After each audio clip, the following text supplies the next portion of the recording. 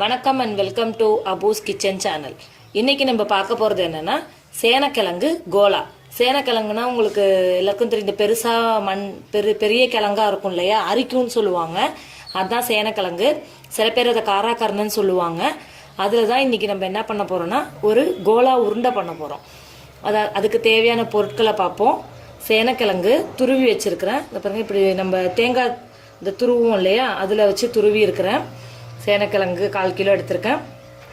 அதுக்கு பொட்டுக்கல்ல 150 எடுத்திருக்கேன்.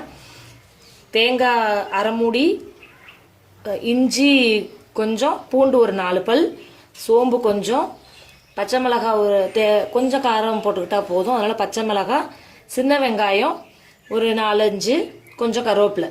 இப்போ எல்லாத்தையும் நல்லா வதக்கிட்டு அதுக்கப்புறமா கோலா உருண்டை மாதிரி எண்ணெயில் போட்டு பொரிச்சு எடுக்க போகிறோம். வாங்க எப்படி செய்கிறதுன்னு போய் பார்ப்போம். இப்போ கடாய் வச்சுருக்கேன். கடாயில் ஃபஸ்ட்டு பொட்டுக்கல்லையே வறுத்து எடுத்துக்கணும். நல்லா வறுத்துக்கணும். நல்லா ப்ரௌன் கலர் வர வரைக்கும் பொட்டுக்கல்லையை நல்லா வறுத்து எடுத்துருங்க.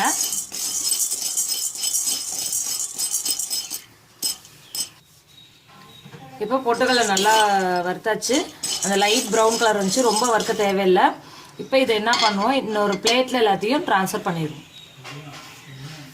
அடுத்தது தேங்காய் வதக்குறோம். தேங்காய் பார்த்துக்கோங்க, ரொம்ப தேவை கிடையாது. கொஞ்சமாக அந்த அரை மூடின்றது சின்ன சைஸ் மூடி சொல்லியிருக்கிறேன். நீங்கள் பெரிய தேங்காவாக இருந்துச்சுன்னா அதில் கொஞ்சமாக கூட எடுத்துக்கலாம். 1/4 தேங்காய் எடுத்தால் கூட போதும். நல்லா வதக்கிக்கோங்க தேங்காவை. தேங்காய் நல்லா வதக்கிறதுனால இந்த உருண்டையை எடுத்து வச்சு கூட சாப்பிடலாம், நீங்கள் வீணாக போகாது. இதையும் இப்போ வேறு இதில் கொட்டிக்குவோம். இப்போ அடுத்தது இந்த இஞ்சி பூண்டு, இந்த வெங்காயம், பச்சை மிளகாய், கருவேப்பிலை எல்லாத்தையுமே சேர்த்து ஒன்றாவே வதக்கிக்கலாம். இது நல்லா வதக்கிக்குவோம். வெங்காயம் பாருங்கள், கொஞ்சம் தான் போட்டிருக்கிறேன். ஒரு 4 சின்ன வெங்காயம். ஏன்னா டேஸ்ட்டுக்காக. நிறையா போட்டிங்கன்னா சதன்னு அப்புறம் தண்ணி விட ஆரம்பிச்சிடும். நம்ம இது பண்ண முடியாது, அப்புறம் உருண்டை பிடிக்க முடியாது. அதுக்காக இது நல்லா கொஞ்சம் வதங்கட்டும். இதுவும் நல்லா வதங்கிருச்சு. இதையும் எடுத்துடலாம். அடுத்ததா இந்த சேனக்கிழங்க வதக்க போகிறோம். சேனக்கிழங்க மட்டும்தாங்க நல்லா வதக்கணும். அதை மட்டும் நல்லா எண்ணெய் கொஞ்சம் விட்டு நல்லா வதக்கிக்கோங்க. நல்லா கொஞ்சம் எண்ணெய் ஊற்றிக்கோங்க. எண்ணெய் ஊற்றிட்டு இதை சிம்லேயே தான் வச்சு வதக்கணும்.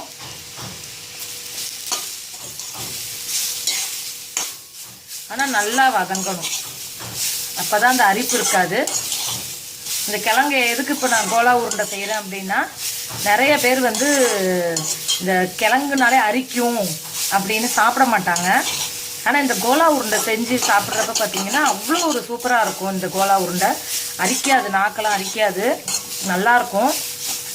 சின்ன பிள்ளைங்களுக்கும் கொடுக்கலாம். அதுதான் மெயின். அரிக்கிற கிழங்கு அப்படின்னு, இந்த கிழங்கு அவ்வளோ நல்லது உடம்புக்கும் கூட.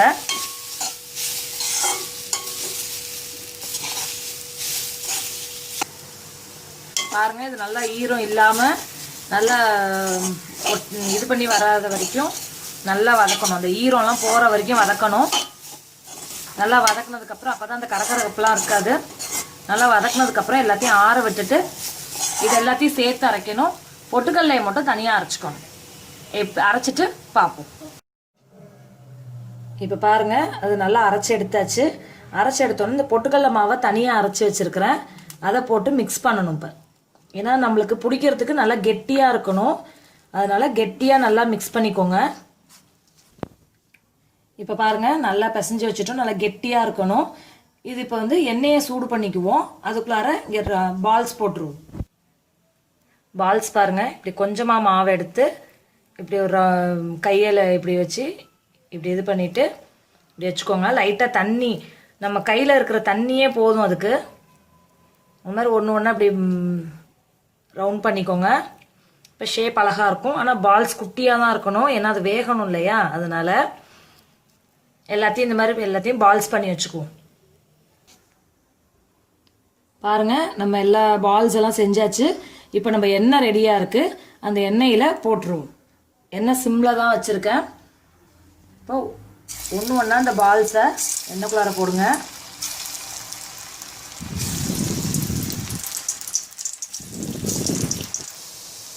இப்போ பாருங்கள், நல்லா இதாகினதுக்கப்புறம் ஒரு சைடு வெந்ததுக்கப்புறம் இன்னொரு சைடு இப்படி திருப்பி போட்டுருங்க. நல்ல ஃப்ளேவர் சூப்பராக வருதுங்க, நல்லாயிருக்கு. நல்லா பால்ஸ் உடையாமலே இருக்குது நம்மளுக்கு. அந்த பொட்டுக்கடலை மாவு போட்டிருக்கோம், அதுக்கு தான். பார்த்தீங்கன்னா நல்லா இருக்குது பார்த்தீங்களா, எப்படி நம்ம கோலா உருண்டை சூப்பராக ரெடி ஆகிட்டுருக்கு. திருப்பி போட்டுட்டு திருப்பி நல்லா கொஞ்சம் வேகட்டும். அந்த பபுள்ஸாக இருக்குது பார்த்தீங்களா, அதெல்லாம் போகிற வரைக்கும் வேகட்டும். இப்போ பாருங்கள், நம்ம பால்ஸ் எல்லாம் எவ்வளோ சின்னதாக போட்டோம், ஏன்னா கொஞ்சம் நல்லா இப்போ எக்ஸ்பேண்ட் ஆகிருக்கு வந்துருக்குங்களா. கொஞ்சம் நம்மளுக்கு வந்து இந்த சலசலப்பு இன்னும் அடங்கலை, கொஞ்சம் அடங்கட்டும். அது வரைக்கும் சிம்லேயே வேக விடணுங்க, ஏன்னா அந்த பால்ஸ் உள்ளாரெலாம் அப்போ தான் நல்லா வேகும். நல்லா பாருங்கள், கொஞ்சம் லைட்டாக ப்ரௌனிஷ் வரட்டும். வந்ததுக்கப்புறம் நம்ம எடுத்துடலாம் அதை. இப்போ நம்ம சுவையான டேஸ்டான சேனக்கிழங்கு கோலா உருண்டை தயாராகிடுச்சு ஃப்ரெண்ட்ஸ். இந்த மாதிரி ஒரு கொரோனா பீரியடில் இந்த மாதிரி ஒரு டிஷ்ஷை செஞ்சு சாப்பிட்டிங்கன்னா அப்படி இருக்கும். மறக்காமல் எங்கள் சேனலை ஷேர் பண்ணுங்கள், லைக் பண்ணுங்கள், சப்ஸ்கிரைப் பண்ணுங்கள், பக்கத்தில் உள்ள பெல் பட்டனை ப்ரெஸ் பண்ணுங்கள். Bye friends.